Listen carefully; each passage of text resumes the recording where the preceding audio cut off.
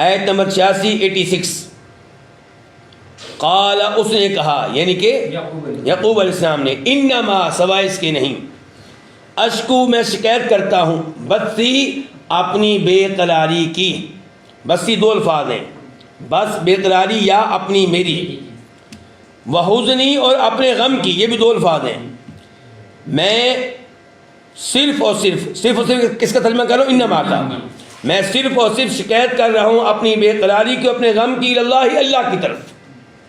وَأَعْلَمُ، اور میں جانتا ہوں، علم رکھتا ہوں، من اللہ کی طرف سے، ما ان چیزوں کا جن کا تم علم نہیں رکھتے. اس آیت کی تفسیر یہ ہے کہ یعقوب علیہ السلام کہہ رہے ہیں کہ میں تمہیں کچھ نہیں کہہ رہا، میں اپنا غم رکھ رہا ہوں کس کے سامنے؟ اللہ کے سامنے. اور انسان کو چاہیے کہ وہ اپنا غم اللہ کے سامنے رکھے، اپنی ٹینشنیں، اپنی پریشانیاں اللہ کے سامنے بیان کرے، لیکن اللہ کے اوپر اعتراض کرتے ہوئے نہیں، اللہ کے فیصلوں پہ شکوہ کرتے ہوئے نہیں، بلکہ اللہ کے سامنے اپنی بے بسی کا اظہار کرے کہ یا اللہ میں بہت غمگین ہوں، یا اللہ میرے اوپر رحم فرما، یا اللہ میری یہ پریشانی دور فرما. تو اس انداز سے اپنے غم اللہ کے سامنے رکھنے چاہیے، کیونکہ اللہ کے سامنے غم رکھیں گے تو اللہ آپ کے اوپر رحم کرے گا، اللہ آپ کی پریشانی کو دور کرے گا. لوگوں کے سامنے غم رکھنے کا کوئی فائدہ نہیں ہے.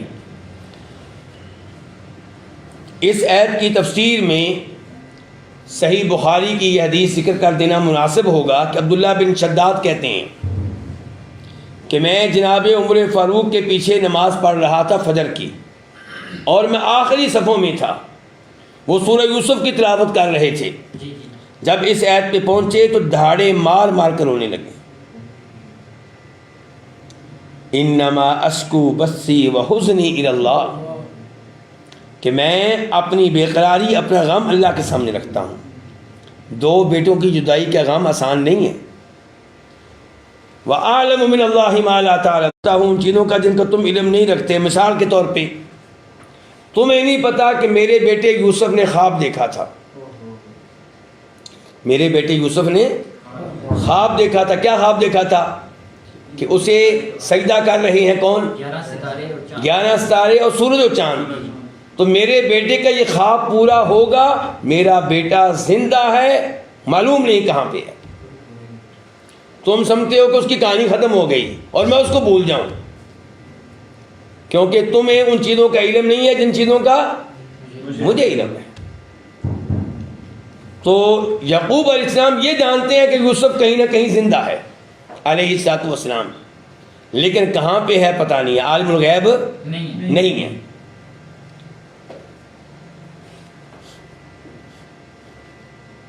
آیت نمبر 87 جو ہمارے بھائی عقیدہ رکھتے ہیں کہ انبیاء کرام علیہم السلام عالم الغیب ہیں، ان سے پوچھنا چاہیے کہ اگر یعقوب علیہ السلام عالم الغیب ہیں تو یہ آنکھیں ان کی سفید کیوں ہو گئی ہیں؟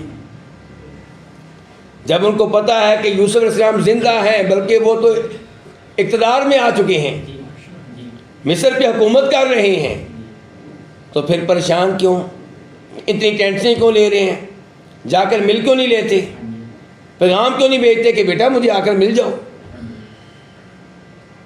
ان کا غم بتا رہا ہے، یہ آنکھوں پہ آنے والی سفیدی بتا رہی ہے کہ عالم الغیب نہیں. اور اللہ تعالیٰ اپنے نبیوں کو جتنی غیبی باتیں چاہتا ہے بتا دیتا ہے، اور جتنی چاہتا ہے نہیں بتاتا.